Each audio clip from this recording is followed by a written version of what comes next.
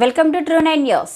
సంక్రాంతి సంబరాల సందర్భంగా క్రికెట్ పోటీలను ప్రారంభించిన జెడ్పీ చైర్మన్ వనపర్తి మున్సిపాలిటీ 6వ వార్డు మెట్పల్లి గ్రామంలో కౌన్సిలర్ కంచె రవి ఆధ్వర్యంలో శివాజీ యూత్ వారు క్రికెట్ పోటీలను నిర్వహించారు.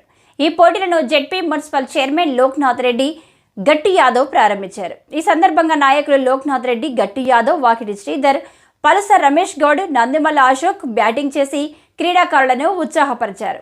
ఈ సందర్భంగా వారు మాట్లాడుతూ క్రీడలు యువతతో ఐక్యత పెంచుతాయని, గెలుపు ఓటములు సమానంగా స్వీకరించి ఆదర్శంగా నిలవాలని అన్నారు.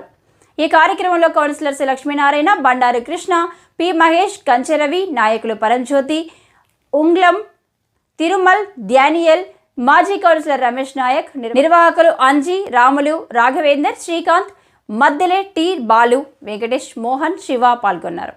Nandimalla Ashok media convener.